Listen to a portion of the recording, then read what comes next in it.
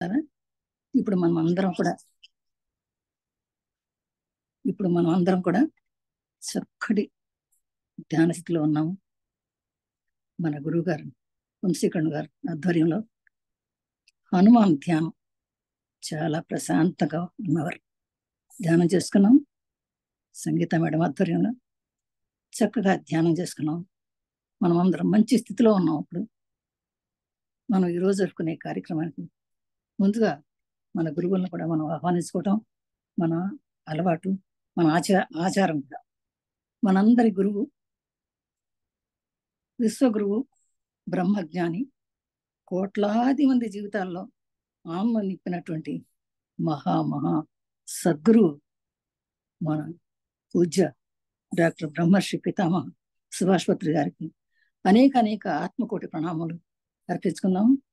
అలాగే మన గురువు గారి ధర్మపత్ని సాధర్మచారిణి అయిన స్వర్ణమాలపత్రి అమ్మకు కూడా ఆత్మాభివందనాలు చెప్పుకుంటూ, మిత్రులారా, గురు దంపతులను మనసారా ధన్యవాదాలు చెప్పుకుంటూ వారి ఆశీర్వాదాన్ని, అనుగ్రహాన్ని పొందుతూ గురు దంపతులను కూడా మనం ఈ వేదిక మీదకి ఆహ్వానించుకుందాం. మాస్టర్స్ వారు ఎప్పుడు మనతోనే ఉంటారు అని భావించుకుంటూ మనం ముందుకు వెళదాం. తద్భావం తద్భవతి అన్నారు కదా మాస్టర్స్. అలాగే ఈ వేదిక ముఖ్యమైనటువంటి మరొక గురుతరులు శ్రీ వంశీకరణ గారి సాష్టాంగ నమస్కారం చేస్తూ ఈ కార్యక్రమాన్ని నిర్వహిస్తున్నటువంటి time to time programmes arrange చేస్తూ నాకు ఈ అవకాశం ఇచ్చినటువంటి మాస్టర్స్ సుకన్య మాస్టర్ గారు, మణిమాల మాస్టర్ గారు హృదయపూర్వక నమస్కారం చేస్తూ ఈరోజు టాపిక్ని ప్రారంభించుకున్నాం. మాస్టర్స్, ఈరోజు నేను ప్రసంగించాలనుకున్నటువంటి ఒక టాపిక్, ఈ శరీరం అద్భుతమైన గిఫ్ట్ ప్యాక్. మనకి శరీరం అనేది అద్భుతమైన గిఫ్ట్ ప్యాక్. ఎవరిచ్చారు మనకు గిఫ్ట్ ప్యాక్? ఆ భగవంతుడు ఇచ్చినటువంటి గిఫ్ట్ ప్యాక్. చూడండి మిత్రులారా, మనం అందరూ కూడా మామూలుగా మనకి ఈ భౌతిక ప్రపంచంలో మనకి ఎన్నో గిఫ్ట్లు వస్తుంటాయి. విద్యలో రావచ్చు, చదువులో రావచ్చు, ఆటల్లో రావచ్చు, పాటల్లో రావచ్చు, సంగీతంలో రావచ్చు, చిత్రలేఖం రావచ్చు, సినిమాల్లో రావచ్చు. అలా ఎన్నో రకాలైనటువంటి గిఫ్ట్లు వస్తుంటాయి మనకి. ఆ గిఫ్ట్లు వస్తే మనం ఎంతో ఆనందపడిపోతాం. మా అబ్బాయికి ఎంతో గొప్ప పెద్ద గిఫ్ట్ వచ్చిందని అందరికి చెప్పుకుంటాం. అమ్మాయికి వచ్చిందని, నాకు వచ్చిందని చెప్పుకుంటాం. షోకేసుల్లో పెట్టి ఓకే ఆనందపడిపోతాం, ఎంతో హడావుడి చేస్తాం. మరి ఇది కేవలము మనుషులకు ఇచ్చినటువంటి గిఫ్ట్కి అంత ప్రాధాన్యం, అంత హడావుడి ఉంటే, మరి సాక్షాత్ ఆ భగవంతుడే మనకి ఇచ్చినటువంటి ఈ శరీరం అనే గిఫ్ట్కి మరి ఎంత జాగ్రత్త చూసుకోవాలి, ఎంత ఆనందపడాలి. ఎందుకంటే ఈ శరీరం లేకపోతే మనం ఏమి చేయలేం, ఏ సాధన చేయలేం, ఏ పని చేయలేం. మరి ఇలాంటి శరీరం, అందమైనటువంటి శరీరాన్ని భగవంతుడు ఇచ్చాడు. మరి ఈ భగవంతుడు ఇచ్చినటువంటి శరీరం 84 లక్షల జీవరాశుల్లో ఎవరికి లేనటువంటిది మనకుంది. అంటే మానవ జన్మ ఎంత దుర్లభమైందో మనం అర్థం చేసుకోవాలి. మన సద్గురువులు చెప్తూనే ఉంటారు, అయినా మనకి అర్థం కాదు. అయితే మనం ఈ శరీరాన్ని తయారు చేసుకోగలమా? మనం ఏమైనా చేయాలా? ఎవ్వరు చేయలేం. ఎందుకండి, మనకి ఎవరైనా ఒక గిఫ్ట్ ఇవ్వాలంటే మనం ఏమైనా ఓ 15 సంవత్సరాల అమ్మాయినో, ఒక అబ్బాయినో మనం ఏమైనా తయారు చేసి ఇవ్వగలమా?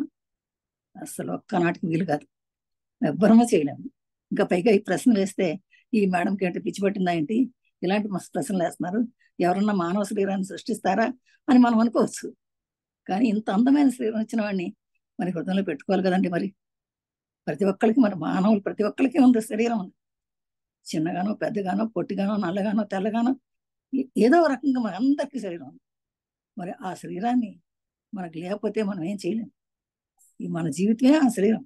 మరి అలాంటి శరీరాన్ని ఇచ్చినటువంటి ఆ భగవంతుని మరి మనసారా మనం ఎలా పెట్టుకోవాలి? మన శరీరంలో పెట్టుకోవాలి, హృదయంలో పెట్టుకోవాలి. హృదయంలో పెట్టుకొని పూజించుకోం. ఎలా పూజించుకోవాలి? ఇప్పుడే మనం ధ్యానం చేసుకున్నాం. హనుమంతుడు ఎలా పూజించాడంటే, ఆయన గురువుని ఎలా పూజించుకున్నారు? గుండెల్లో పెట్టుకున్నారు. అలాగే మనం గుండెలు చీల్చుకుని గుండెల్లో పెట్టుకోలేకపోయినా కనీసం మనం మిత్రులారా ఆ ప్రేమించేవాళ్ళ మనం కూడా చక్కగా మన హృదయంలో పెట్టుకొని ప్రతిరోజు పూజించుకోవాలి. అంటే మన శరీరాన్ని ఇంత గొప్ప శరీరాన్ని ఇచ్చినటువంటి ఆ భగవంతుడికి హృదయపూర్వకంగా ప్రేమపూర్వకంగా ధన్యవాదాలు చెప్పుకుంటూ ఉండాలి. అంతేగాని ఏది ఇంత శరీరాన్ని ఇచ్చారు కదా అని ఏది పడితే అది తిని, ఏది పడితే అది తాగి, ఏది పడితే అది మాట్లాడి శరీరాన్ని వృధా చేసుకోకూడదు మాస్టర్స్. చక్కగా మనం అందరిని ప్రేమించడం నేర్చుకోవాలి. ఈ శరీరం అద్భుతమైన శరీరాన్ని అద్భుతంగా చేసుకోవాలి. అద్భుతంగా చేయాలంటే ఏం చేయాలి? అందరినీ ప్రేమించాలి. అందరినీ ప్రేమించాలి. అందరంటే ఎవరిని? ఇంట్లో వాళ్ళని కాదు, మా తల్లిదండ్రులను, అత్తమామల్ని, ఇటు కుటుంబ సభ్యుల్ని, ఇరుగు పొరుగు వారిని, అంత మొత్తం విశ్వంలో ప్రతి జీవిని. ఎందుకని? ప్రతి జీవి శరీరము కూడా ఆ భగవంతుడు ఇచ్చింది. మనం అందరము కూడా ఒక్కసాటి ఇచ్చాము. మనందరికీ తల్లిదండ్రులు ఒక్కరే అని తెలుసుకుంటే ఇంకా ఇలాంటి ఉండవు, సెపరేషన్ అనేది ఉండదు. కానీ మనం ఏం చేస్తున్నాం? తల్లిని ప్రేమించం, తండ్రిని ప్రేమించం, అత్తమామలు ఉండకూడదు, ఆడబిడ్డలు ఉండకూడదు. అలాంటి మనం ఇలా అంటే మనం ఎంత రాంగులో పడిపోయామో చూడండి, ఎంత తప్పు అభిప్రాయంలో పడిపోయామో చూడండి. అలా ఉన్నటువంటి ఈరోజు గల్లీ గల్లీకి ఈ పెరిగిపోతున్నాయి, ఓల్డేజ్ హోమ్స్ పెరిగిపోతున్నాయి. కానీ ఈ శరీరం అందుకు కాదు మిత్రులారా. మాతృదేవోభవ, పితృదేవోభవ, ఆచార్య దేవోభవ, అతిదేవో అన్నారు అందుకే శాస్త్రం. మరి శాస్త్రం చెప్పింది కానీ మన శాస్త్రం పట్టించుకోవటం లేదు. అందుకే మన శరీరం హీనమైపోతుంది. అలాంటి శరీరాలు హీనమైపోవడానికి ఏమీ లేదు. మనం జాగ్రత్త వహించాలి. శరీరానికి ధన్యవాదాలు చెప్పుకోవాలి. ఇంతసేపు ధన్యవాదాలు చెప్పుకోవాలి. అయితే ఈ శరీరం మనకి ఎక్కడి నుంచి వచ్చింది, ఎలా వచ్చింది, ఎవరిచ్చారు మనకి, ఎలా మనం తయారు చేయాలన్నటువంటి ఈ గొప్ప శరీరం ఎక్కడి నుంచి వచ్చింది? అయితే ఈ శరీరంలో ఏమున్నాయి, ఎందుకు దీనికి ఇంత ప్రత్యేకత అంటే ఈ శరీరంలో ఏమున్నాయో మనం తెలుసుకున్నాం. ఇంత అందమైన గిఫ్ట్, భగవంతు ఇచ్చిన అందమైన గిఫ్ట్లో ఏమున్నాయి, దేనివల్ల ఇది అంత అందమైంది అని తెలుసుకుంటే మరి ఈ శరీరంలో ఏమున్నాయి? కొవ్వు ఉంది, ఎముకలు ఉన్నాయి, మెదడు ఉంది, మాంసం ఉంది, రక్తం ఉంది, చర్మం ఉంది, సప్త ధాతువులతోటి తయారు చేయబడి ఈ శరీరం. మరి అంతేనా? లేదు. ఈ శరీరంలో ఇంకా చాలా అవయవాలు, కాళ్ళు ఉన్నాయి, చేతులు ఉన్నాయి, తొడలు ఉన్నాయి, రొమ్ము ఉంది, శిరస్సు ఉంది, మెదడు ఉంది, వీపు ఉంది, చేతులు, కాళ్ళు, కళ్ళు, ముక్కు, ఇవన్నీ ఉన్నాయి. ఇవన్నీ ఉన్నాయి. ఎన్నిటితో తయారు చేయబడింది దేహం. ఈ దేహం చాలా ప్రసిద్ధమైనటువంటి ఈ దేహాన్ని మనం స్థూల శరీరం అంటున్నాం. స్థూల శరీరం అంటున్నాం. అసలు ఈ మానవ జన్మ తీసుకోవడం ఏంటి? అసలు జీవుడు ఎట్టా వచ్చాడు, అసలు ఈ శరీరం ఎలా వచ్చింది మనకి అని కూడా మనం తెలుసుకోవాలి కదా. ఇంత ప్రసిద్ధమైన ప్రాముఖ్యమైనటువంటి అందమైన ఈ శరీరాన్ని భగవంతుడు ఇచ్చాడంటే అసలు ఎలా వచ్చింది? మరి ఈ శరీరాన్ని పుట్టుపూర్వోత్తరాలు కూడా తెలుసుకోవాలి కదా మనం. ఎలా వచ్చింది అంటే అది కూడా మనం తెలుసుకున్నాం, తప్పకుండా తెలుసుకోవాలి. మరి శరీరం ఎలా వచ్చిందో తెలుసుకోకపోతే శరీరాన్ని ఎలా ప్రేమిస్తాం మనం? మన వల్ల ఎలాగూ కాదు. కానీ ఎలా వచ్చిందో తెలుసుకునేది మన శాస్త్రం చెబుతుంది. ఎట్లా మానవ జన్మ తీసుకున్న ముందు మనకి ఎలా వచ్చింది ఈ శరీరం అంటే, జీవుడు తల్లి గర్భంలో ప్రవేశించాక ఎలా చరిత్రలో ప్రవేశిస్తాడు? ఒక పురుషుడు స్త్రీలు కలిసినప్పుడు వాళ్ళ యొక్క శుక్ల శోణితాలు కలిసి ఒక తల్లి గర్భంలో ప్రవేశిస్తాయి, అంటే ఒక స్త్రీ గర్భంలో ప్రవేశిస్తాయి. అవి రోజు రోజు వృద్ధి చెందేటంలో తల్లి గర్భంలోకి ద్రవ రూపంలో వస్తాయి మొట్టమొదటి. ఇదంతా శరీరం ఏమి ఉండదండి. ఇప్పుడు మనం చెప్పుకునేటువంటి ధాతువులన్నీ కూడా ఏముండవు, ఒక ద్రవ రూపంలో వృద్ధి చెందుతూ ఉంటుంది అన్నమాట. ఎలా ఉంటుంది ఇది? ఫస్ట్ మొట్టమొదటి నెలలో ఆ ద్రవ రూపంలో వస్తుంది. అదే రెండో నెలలో వచ్చేసరికల్లా మాంసంలాగా తయారవుతారు, ఒక మాంసం ముద్దలాగా తయారవుద్దట. ఇక మూడో మాసం వచ్చేసరికల్లా మొలకల్లాగా అవయవాలు వస్తాయి, చిన్న చిన్న చిన్న చిన్న మొలకలు ఉన్నట్టుగా వస్తాయట. తర్వాత మూడో మాసం నాలుగో నెలకు వచ్చేసరికల్లా ఆ మొలకలే కదలికలు మొదలవుతాయి, మెల్లిగా కదులుతూ ఉంటాయట. తర్వాత ఇంకా పురుషుని శరీరం నుంచి ధైర్యము, స్త్రీ శరీరం నుంచి భయంతో పాటు కొన్ని భావాలు ఏర్పడతాయి. అయితే కొన్ని లోపల మనసులో భావాలు, ఉద్రేకాలు, భావాలు ఉంటాయి కదా, అవి ఏర్పడతాయట. అవి వాటిలో వాటిని కానీ వాటికి వ్యక్తపరిచే శక్తి మాత్రం ఉండదు. భావాలు ఉంటాయి కానీ వ్యక్తపరిచే శక్తి మాత్రం ఉండదు. అందువల్ల వాళ్ళు ఏం చేస్తారంటే ఆ చిన్న అభయం ఏం చేస్తుంది, తల్లి హృదయంతో బిడ్డ హృదయం కలిసిపోయి వారి కోరికలను తల్లి ద్వారా వ్యక్తం అవుతుంది. అందుకని మీరు ఇప్పుడు మనకు తెలుసు, ఆడవాళ్ళకి ముఖ్యంగా బాగా తెలుసు, కొన్ని కోరికలు వస్తాయి, గర్భిణీ స్త్రీలకి కోరికలు వస్తాయి. అప్పుడు పెద్దవాళ్ళు అంటారు, అమ్మో గర్భిణీ స్త్రీ కోరిందంటే మనం తప్పకుండా తీర్చాలి అంటారు. నేను అది తినాలని, ఇది తినాలని, అక్కడికి వెళ్ళాలని, నాకు ఆ చీర కావాలని, నాకు అని కూడా కోరుతారు. ఆ రకంగా కోరితే ఆ కోరికలు తీరుస్తారు కూడా. ఆ విధంగా అక్కడ కోరికలు దాస్తాయట. ఆ తర్వాత 5వ నెలకు వచ్చేసరికి రక్తం మాంసం ఏర్పడతాయట.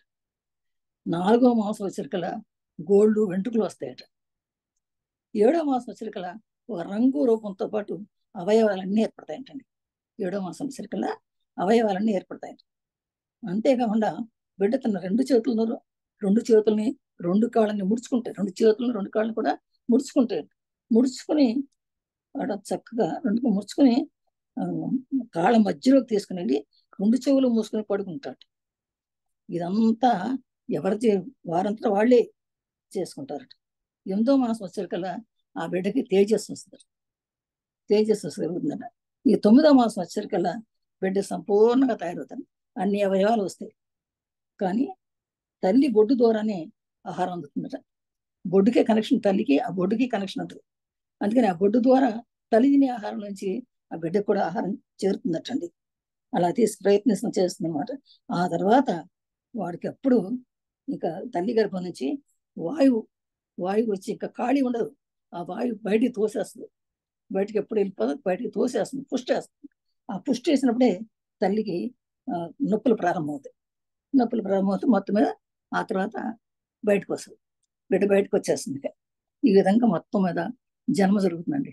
భూమి మీద పడిపోతాడు తల్లి గర్భం నుంచి. మరి ఇదంతా ప్రాసెస్ ఎవరి వల్ల అవుతుంది? తల్లి చేస్తుందా, తండ్రి చేస్తున్నాడా? లేదు, ఒక్కనాటికి కాదు. ఇది కేవలం ఆ భగవంతుడు చేసింది. ఆ లోపల ఆ విరాట్ స్వరూపం లోపల నుండి ఇవన్నీ చేస్తున్నాయి. ఇది ఎవరి వల్ల కాదు. ఏ డాక్టర్ వల్ల కాదు, తల్లి వల్ల కాదు, తండ్రి వల్ల కూడా కాదు. ఇక తర్వాత బయటకు వచ్చిన తర్వాత కూడా సుషుమ్నా నాడి మనకు అందరూ తెలుసు కదా. ఎడా పెంకడ సుషుమ్నా నాడి. ఈ 3 నాడులు చాలా ఇంపార్టెంట్ మన శరీరాన్ని. ఆ సుషుమ్నా నాడి తెలుసుకునే కానీ బిడ్డకు మాటలు రావు. కొంతమంది పిల్లలు తొందరగా మాట్లాడతారు, కొంతమంది 3 ఏళ్ళు వచ్చా మాట్లాడరు. అదంతా అదే అనమాట. సుషుమ్నా నాడి తెలుసుకుంటేనే బిడ్డలకు తొందరగా మాట్లాడుస్తారు. బిడ్డ ఏడుస్తూనే ఉంటాడు, అంతవరకు బిడ్డ ఏడుస్తూనే ఉంటాడు. ఎందుకు? మరి తన లోపల ఉన్నటువంటి ఏది వ్యక్తం చేయలేడు. మాట ద్వారా వ్యక్తం చేయాలి కదా, మాటలు రావు. అందుకని ఏడుస్తూ ఉంటాడు. ఎప్పుడైతే ఈ సుషుమ్నా నాడి ఓపెన్ అవుతుందో అప్పుడు మాటలు వచ్చేసి ఏడుపు మానేస్తాడు. ఆ విధంగా భూమి మీదకి వచ్చినటువంటి శిశువు ఈ తల్లి గర్భంలో ఉన్న నరకం అంతా మర్చిపోతాడు.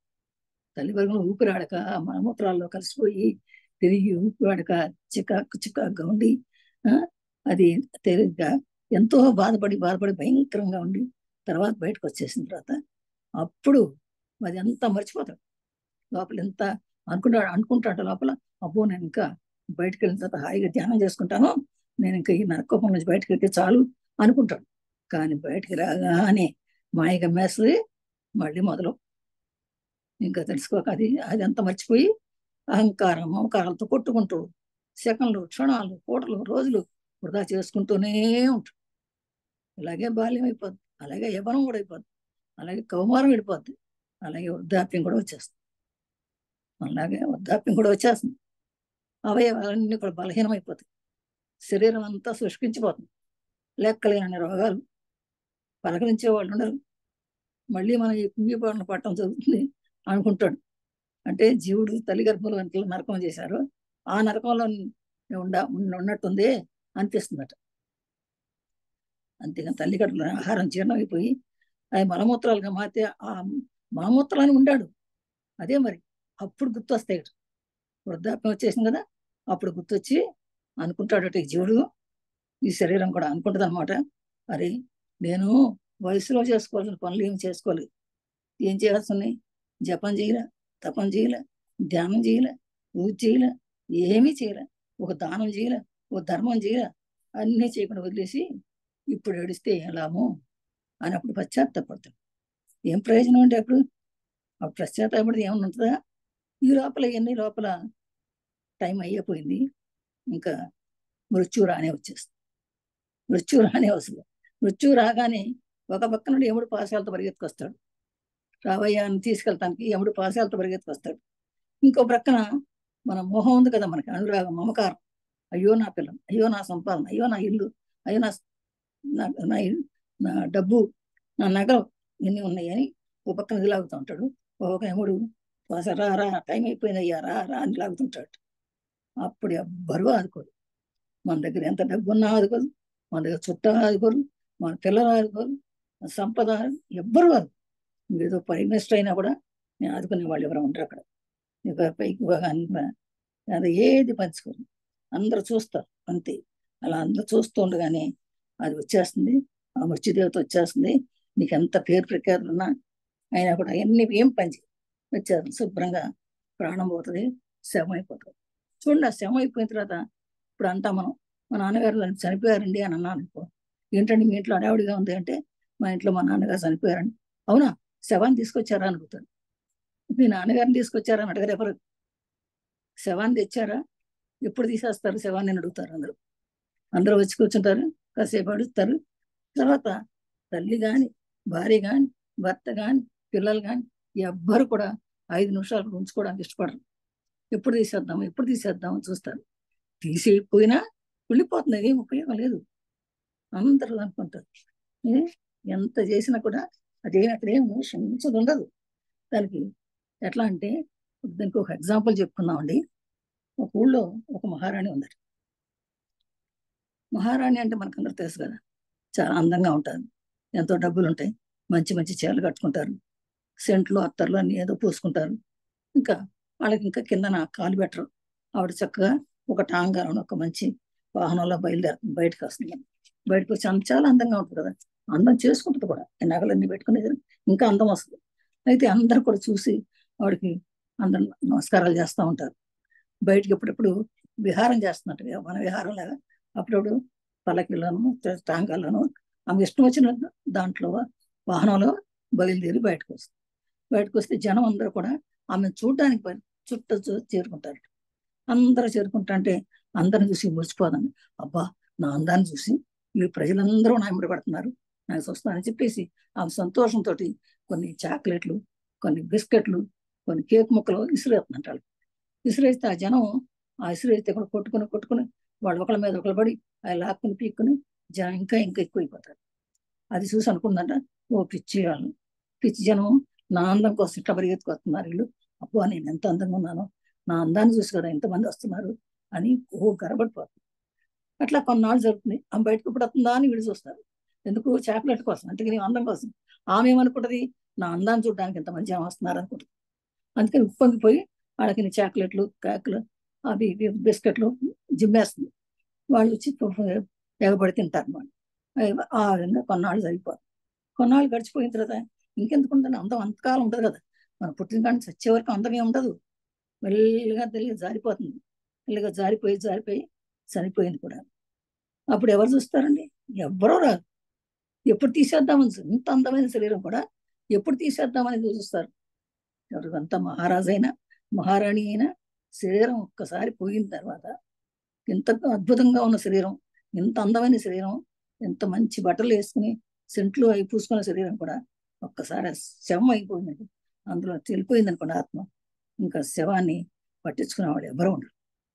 అది గుర్తుపెట్టుకోవాలి అందరం కూడా. ఐశ్వర్యం ఎప్పుడు అనుకోకూడదు, అవుదా చేసుకుంటున్నా అనుకోవాలి. నాది నాది నా వాళ్ళు అనుకున్న వాళ్ళంతా ఒక్కళ్ళు రారు. ఈ విధంగా మనం ఎవ్వరు కూడా వెళ్ళరు, ఎమ్మటెమ్మరు పూని కదా, వాళ్ళు ఎమ్మట కూడా వెళ్ళరు. వెళ్తే ఆ శ్మశానం గేడు దాకా వెళ్తారు కొంతమంది, అంతే. ఆ లోపల గేడు దాకా లోపల కూడా వెళ్ళరట. అందుకే మిత్రులారా, మనం అందరూ కూడా ఆ మాత్రం మనకంటే ఎంత వద్దన్నా వస్తూనే ఉంటాం. కానీ మరి కొన్ని మాత్రం మనం వెంట వద్దన్నా వస్తాయంట. ఏంటి వచ్చేయి మనం వెంట చెయ్యి ఏంటంటే, మనం చేసిన కర్మలు, మనం చేసిన పాపాలు, మనం చేసిన పుణ్యాలు కూడా వస్తాయి అన్నమాట. మంచి చేస్తే మంచి వస్తుంది, చెడు చేస్తే చెడు వస్తుంది.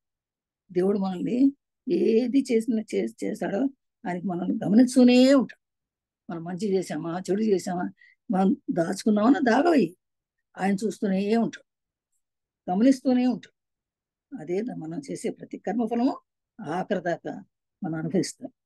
ఈ లోకం నుంచి కథలు మా పాపం తరగినటువంటి పక్షంలో మనకు జన్మ తర్వాత జన్మ.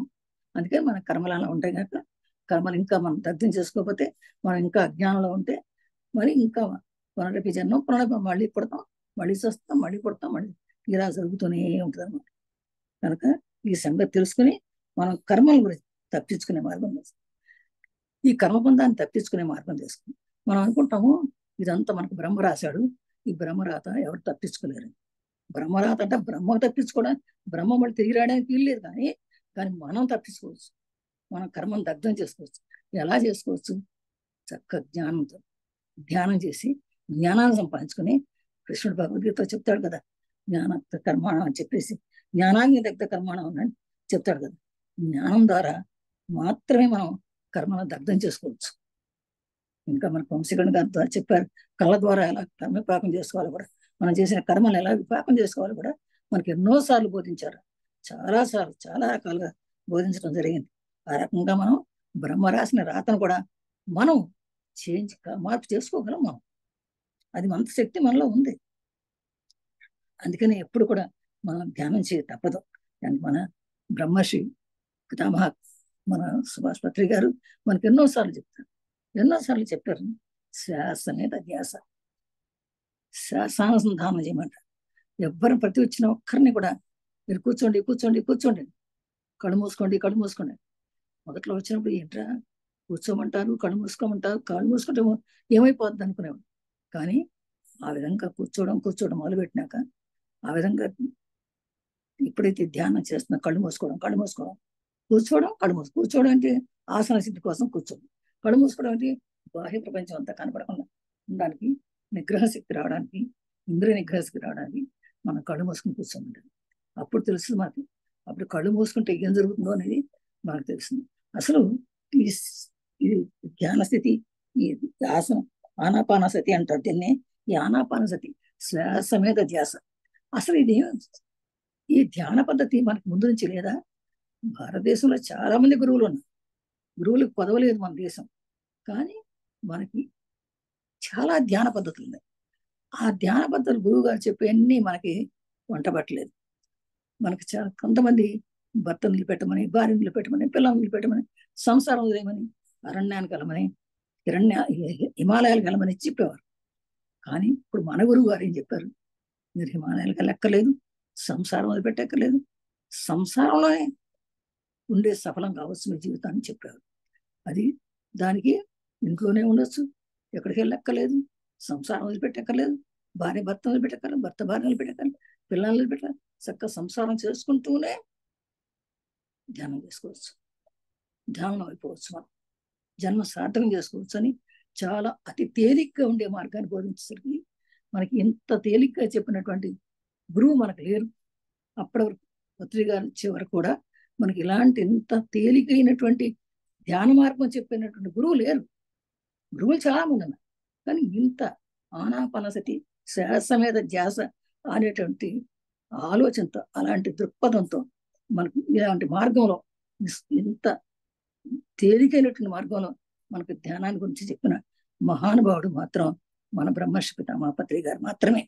ఆయన వచ్చిన తర్వాతే ఎంతో మంది ఈ ధ్యానాన్ని పరీక్షించి తెలుసుకున్నారు. ఆయన ఏం చెప్పారంటే, నేను చెప్పింది నమ్మద్దు, మీరందరికీ మీరు అనుభవించి నేర్చుకోండి అని చెప్పాను. ఆయన ప్రతిదీ అదే చెప్పారు. ఎంతమందో ఎన్నో చెప్తుంటారు, కానీ అన్నీ మీరు నమ్మాల్సిన అవసరం లేదు.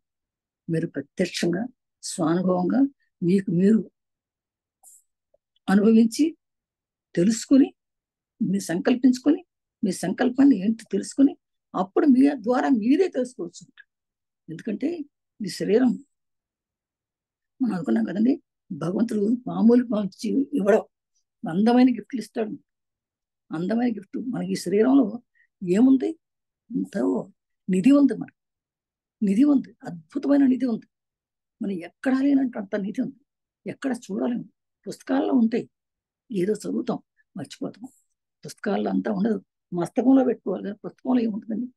పుస్తకంలో ఉండదు, దాన్ని తీసుకెళ్ళి మస్తకంలో పెట్టుకోవాలి.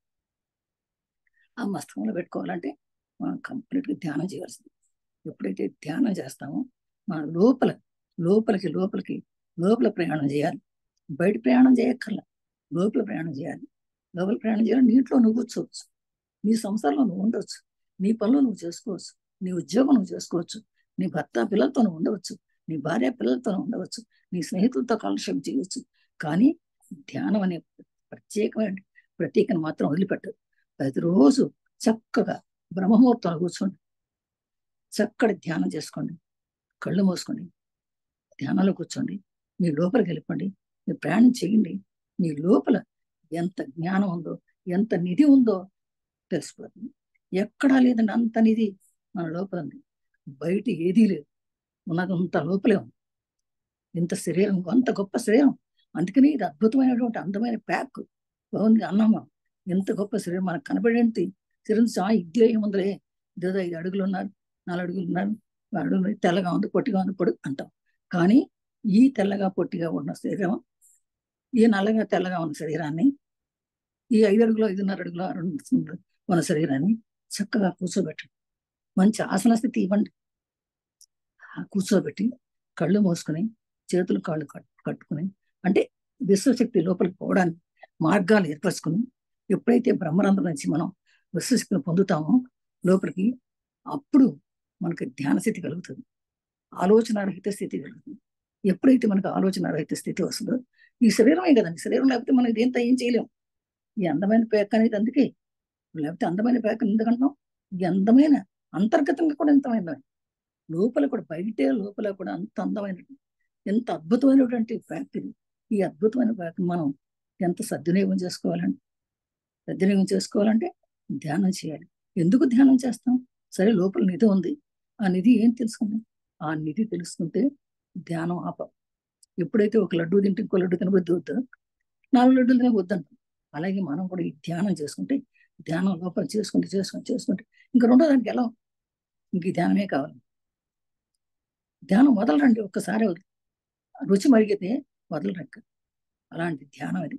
ఆ ధ్యానంలోకి వెళ్ళి మనకేంటో మనమే తెలుసుకోవాలంటే ఎంత లోతుకు వెళ్ళినా కూడా అనంతమైన అనంతమైన అనంతమైన అద్భుతమైనటువంటి జ్ఞానం ఉంది. ఆనంద స్వరూపం మనం అంతా కూడా అద్భుతమైన ఆనంద స్వరూపం. ఆనంద స్వరూపం అంటే ఎంత అనంతమైనది, అది ఇంత అని కొలవడానికి లేదు. ఆనందమే ఆనందం, శాస్త్రానందం, బ్రహ్మానందం కలుగుతుంది.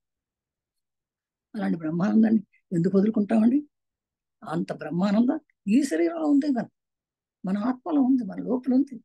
మరి ఇది అద్భుతమైనటువంటి ప్యాక్ కాదండి మరి మనకి? ఇలాంటి అద్భుతమైన ప్యాక్ని చక్కగా మనం ప్రతిరోజు చెప్పుకొని, చక్కగా ధ్యానం చేసుకొని, జ్ఞానం సంపాదించుకొని, మన రోజు పునరపి జన్మం పునర్మరణం అన్నారు శంకరాచార్యులు. ఎందుకు పుట్టడం చావడం? ఈ శరీరాన్ని పుట్టడం చావడం చేసుకోవడం దానికి చక్కగా ధ్యానం సార్థకం చేసుకుంటే మళ్ళీ ఇప్పుడున్న జన్మనే మనం సార్థకం చేసుకోవచ్చు. మళ్ళీ చావడం అనేది లేకుండా చేసుకోవచ్చు. ఈ జన్మ సార్థకం లాస్ట్ జన్మగా చేసుకోవచ్చు. లేదా యాక్చువల్గా మనం అందరం కూడా అదృష్టవంతులం. ఎందుకంటే ఈ ధ్యానంలోకి వచ్చామంటే, మన సద్గురు ద్వారా ఈ ధ్యానంలోకి వచ్చామంటే, మనం అదృష్టం ఉంటేనే మనం ఇక్కడికి వస్తాం, లేకపోతే రాలేమండి. ఈ ధ్యానంలోకి వచ్చిన వాళ్ళందరూ కూడా అదృష్టం అంటే మనకు మోక్షానికి దగ్గరలో ఉన్నామని అర్థం. మనందరూ కూడా మోక్షానికి దగ్గరలో ఉన్నామని అర్థం. అద్భుతమైన శరీరానికి మనం అద్భుతమైన జ్ఞానం తెలుసుకుందాం. మనం ఈ శరీరాన్ని వేస్ట్ చేసుకుంటాం. మనం ఇది భగవంతుడు ఇచ్చినటువంటి శరీరాన్ని, అద్భుతమైన శరీరాన్ని ఎంత వేస్ట్ చేసుకుంటాం. మనం సద్వినియోగం చేసుకుందాం మిత్రులారా, చక్కటి సద్వినియోగం చేసుకుందాం. ఇంకా ఇదంతా కూడా వివేక చూడమనిలో శ్రీ శంకరాచార్య గారు దీని గురించి, శరీరాన్ని గురించి ఎంతో అద్భుతంగా చెప్పారండి. మనం ఎంత చెప్పుకున్నా ఈ శరీరాన్ని గురించి మనం ఇంకా చాలా తక్కువ చెప్పుకున్నట్టే ఉంది. మనం పూర్తిగా దీని గురించి చెప్పుకోలేమండి. మనం ఇంకా చాలా అద్భుతమైనటువంటి ధ్యానం ఉంది ఇది. ఈ ధ్యానం ఇంకా కొంచెం తెలుసుకున్నాం మనం.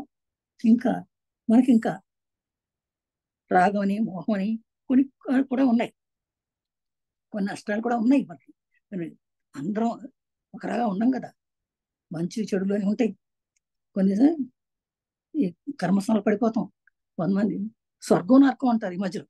అంటే మంచి మంచి కార్యక్రమాలు చేస్తే, పుణ్య కార్యక్రమాలు చేస్తే స్వర్గంలోకి వెళ్తామని, లేదా పాప కార్యక్రమాలు చేస్తే నరకంలోకి వెళ్తామని అది చెప్పుకుంటాం. ఇది ఎట్లా చేస్తుంది? ఇది కర్మ అంటే ఒక ప్రవాహం. ఈ ప్రవాహంలో మనం కొట్టుకుపోతుంటాం. మంచి కర్మ చేస్తే స్వర్గంలో అనిపిస్తుంది, చెడు కర్మ చేస్తే నరకం అనిపిస్తుంది చెప్తూ ఉంటారు. ఎలాంటి కర్మలు చేసినా ఫలితం అనిపించదు, తప్పదు. స్వర్గం మంచి కార్యక్రమాలు చేశారనుకోండి, పుణ్యకర్మలు చేశారనుకోండి, స్వర్గంలోకి వెళ్తారు. కానీ స్వర్గంలో స్వర్గభోగాలు అనుభవించి తిరిగి మళ్ళీ ఈ లోకంలో రావాల్సింది. ఈ లోకంలోనే మనకి, అందుకని దేవతలు కూడా అనుకుంటారండి, ఈ మానవ లోకంలోకి వస్తేనే మనకి ఈ ధ్యానం చేసుకోవటానికి వీలవుతుంది. అలాగే నరకం అనుకున్న కష్టాలు పడతాం, నరకం అంటే కష్టాలు పడ్డాం అని అనుకుంటాం అన్నమాట. ఇది అంతే. అందుకని ఆ సుఖాలని సత్యం అనుకుంటాం, అందులో ఆనందాన్ని వెతుక్కుంటూ అది నాదే నాది అనుకుంటూ ఈ రాగ ఆవేశాలు పడిపోయి బంధంలో పడిపోతాం. భగవంతుడు వారి యొక్క కర్మలను బట్టి స్వర్గం నరకం వాటిలో పంపేసి అక్కడ పూర్తి కర్మలు అయిపోయిన తర్వాత పాపకర్మలు ఫలాలను అనిపించాక తిరిగి మళ్ళీ భూమి మీద తీసుకొచ్చాం. పుణ్యకర్మలు అయిపోయినాక పాపకర్మలు అయిపోయినాక తీసుకొచ్చాం. అయితే సాధారణంగా చాలా మంది అనుకుంటారు ఏంటంటే స్వర్గంలోకి వెళ్ళాక హాయిగా ఉంటుందట, ప్రశాంతంగా ఉంటారట, చక్కగా సాధన చేసుకోవచ్చంట, తరించవచ్చు అనమాట. కానీ అది సాధ్యమయ్యే పని కాదు. ఎందువల్ల అంటే కర్మఫలాలు పూర్తిగా కానీ మళ్ళీ జన్మ తీసుకుని భూమి మీదకి రాక తప్పదు. అది మనం ముందుగానే గ్రహిస్తే, ఏదో ముందుగా తెలుసుకున్నట్టయితే, ఏదో కుక్కగానో పిల్లిగానో పందిగానో పుట్టకుండా ఉండాలంటే పుణ్యకర్మల పాపలను పక్కన పెట్టి పూర్తిగా వైరాగ్యం మోక్షం కావాలంటే సాధన ద్వారా మాత్రమే సాధ్యమవుతుంది. అది తెలుసుకోవాలి. కానీ మనకు ఉన్నటువంటి వైరాగ్యం అంటే ఎలాంటిది అంటే, మనం ఇల్లు వాకిళ్ళు పెద్ద చేసుకున్నాం, చిన్న చేసుకున్నాం, ఇంకా కొందాం, అవి కొందాం, ఇవి కొందాం, ఇలాంటి అయితే మనకి వైరాగ్యం రాదు. సరే, దీనికి ఒక ఉదాహరణ చెప్తాను. ఒక రాజుగారు అన్నారంట, పదే పదే రాజ్యం అంతా నాదే అంటున్నాడు. అంతేగా రాజుగారు తలుచుకుంటే తక్కువే ఉందండి. ఈ రాజ్యం అంతా నాది, ఈ రాజ్యంలో ఉన్నటువంటి సంపద అంతా నాది అని ఒక రోజు నాది నాది నాది నన్ను మించిన రాజులు లేరు, వాళ్ళంతా చిన్న రాజులు, నేను పెద్ద రాజుని, ఎంత నాకున్నంత ఆస్తి ఎవరికి లేదు అని అనుకుంది. అట్లాగా పక్కన ఉన్నాడు చిన్న చిన్న రాజులంతా కూడా వాళ్ళని హేళన చేస్తూ ఉండేవాడు. పాపం ఆ చిన్న రాజ్యాల వాళ్ళంతా కూడా తలవంచుకుని వెళ్ళిపోయేవారు. పాపం ఇదంతా గమనించి మన భూదేవి తల్లి గమనించిందట. అయ్యో, ఈ రాజుగారు ఇంత గర్వంగా ఉన్నాడా, ఈయనకి ఏదో అహంకారం ఉన్నట్టుంది, ఈ అహంకారం ఏదో పరాకాష్ఠ జరిగింది అని దాన్ని గ్రహించి అన్న రాజుతో ఇలా అందంట. భూదేవి రాజుతో ఇలా అందంట, ఏమని? రాజా, నీకంటే ముందు ఎందరో రాజులు ఉన్నారు, ఎందరో రాజులు ఈ రాజ్యాన్ని పరిపాలించారు, కానీ వాళ్ళు కూడా నీలాగే అనుకున్నారు. కానీ వాళ్ళు ఎవ్వరూ ఒక్క అంగుళం కూడా తీసుకెళ్ళా, ఒక్క చిన్న అంగుళం కూడా ఈ భూమిని తీసుకెళ్ళా, వెళ్ళిపోయారు. అయితే నీలాగే అనుకున్నారు, కానీ ఎవ్వరూ ఒక్క అంగుళం కూడా తీసుకెళ్ళా. కానీ జీవితంలో నేను బాగుండాలి ఇదంతా నాదే అనుకునే వాళ్ళకి అందరూ బాగుండాలి, అందరిలో మనం ఉండాలనుకునే వాళ్ళకి చాలా తేడా ఉంది అని చెప్పి అప్పుడు ఏమందంటే ఇంకా భగవంతుడు నేను మాత్రమే అనుకున్నానికి ఒక చేతితో అందరిలోనూ నేనున్నాను అనుకునే వాళ్ళకి రెండు చేతులతోనూ ముక్కోటి దేవతలు ఆశీర్వదిస్తారట. ఒక చేతితో ఇస్తారట నేను మాత్రమే బాగుండాలని, లేదా అందరూ బాగుండాలని రెండు చేతులతోనూ ముక్కోటి దేవతలు ఆశీర్వదిస్తారట. అప్పుడు ఉన్నత శిఖరాలు చేస్తారట.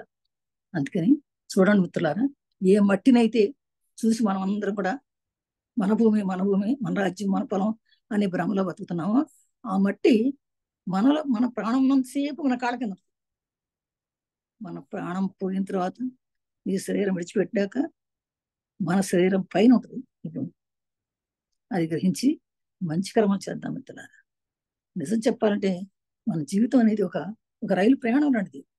రైలు ఎక్కగానే అందరూ ఎక్కుతారు, కానీ అందరూ ఎక్కుతాం, కూర్చుంటాం, అందరు కాఫీలు తాగుతాం, మాట్లాడుకుంటాం, ఏ ఊరు అని చెప్పుకుంటాం, కబుర్లు చెప్పుకుంటాం.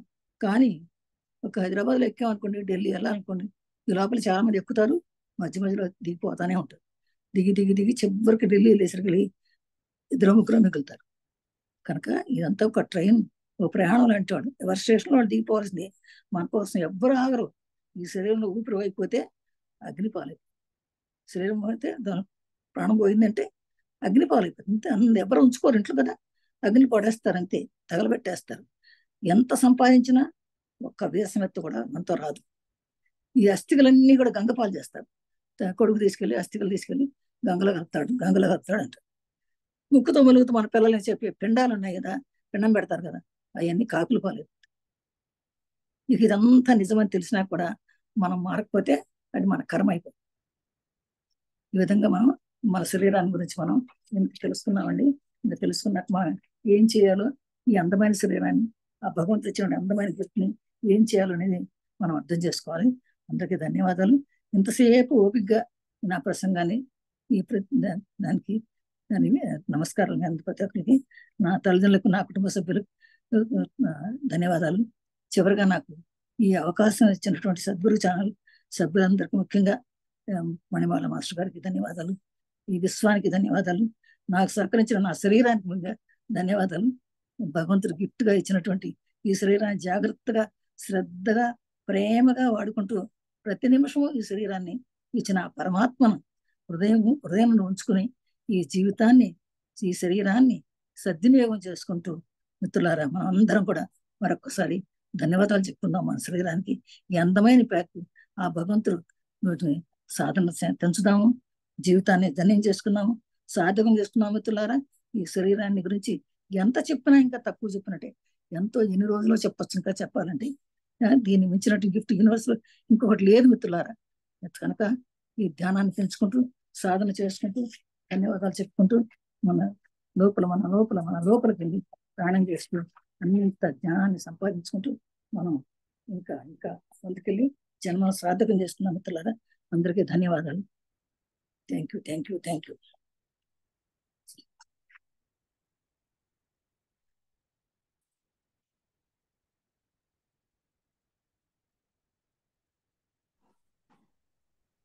థ్యాంక్ యూ అమ్మా. ఆత్మ ప్రణామాలు. అసలు చాలా అద్భుతం. చెప్పండి. మనకి జీవితమే ఒక గిఫ్ట్. ఇంకా అసలు మీరు మొదటి సైంటిఫికల్ గా తీసుకుంటూ అసలు ఎలా ఉంది అనేది చెప్పడం చాలా అద్భుతంగా ఉంది. ఇంకా ఏంటంటే నిజమే, చాలా వరకు మనం ఏంటంటే ముందంతా దీన్ని నిర్లక్ష్యం చేసేస్తాం. అంత మనం యవ్వనంలో ఉన్నాం కదా, మనకి అది అన్నట్లు నిర్లక్ష్యం చేసేస్తూ ఉంటాం. ధ్యానంలోకి వచ్చిన తర్వాత ఇంకా దాన్ని సారీ చెప్పి, కృతజ్ఞతలు చెప్పి, అసలు దాని విలువ ఏంటో మనకి ఎంత అద్భుతంగా తెలుస్తుందంటే, అసలు మీరు ఒక్కొక్క విషయం చెప్తుంటే చాలా ఆనందంగా ఉంది. రాజుగారి కథ అయితే ఇంకా బాగుంది. Thank you so much. అసలు ముఖ్యంగా ఏంటంటే మన శరీరం ఎలా వస్తుందో మనకు తెలియకుండా మనము ప్రేమించలేము, అలాగే ద్వేషించలేము. కాబట్టి దాన్ని ఎలా చెప్పారంటే అసలు మాటలు అద్భుతం. అలాగే అసలు ముందు మనం మన గురించి మనం ప్రేమించుకోవాలి, మన గురించి మనం తెలుసుకోవాలి. అప్పుడే మనం వేరే వాళ్ళని కూడా అద్భుతంగా ప్రేమించగలము, అలాగే అద్భుతంగా వాళ్ళని గైడ్ చేయగలమని చాలా అద్భుతం చెప్పారమ్మా. Thank you so much. Thank you so much. Thank you అమ్మా. Thank you.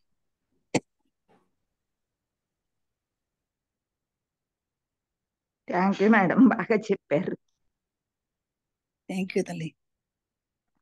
ఎంత బాగా చెప్పారు. మాకు తెలవని విషయాలు చెప్పారు, చక్కగా జ్ఞానోదయం కలిగించారు. గర్భం దగ్గర నుంచి చివరి వరకు ఎట్టాగో ఎట్లా జన్మించారు అని మా అన్న కూడా బాగా చెప్పారు మేడం. ఆ రోజు అసలు నాకు ఆనవలేదు చెబుతాం ఉంది. ఇవాళ స్పీకర్ వచ్చింది, మొన్న రాలేదు మేడం. మీరు పెద్దవాళ్ళైనా బాగా చెబుతున్నారు. ఆత్మ గురించి, జ్ఞానం గురించి. Thank you madam. Thank you అమ్మా.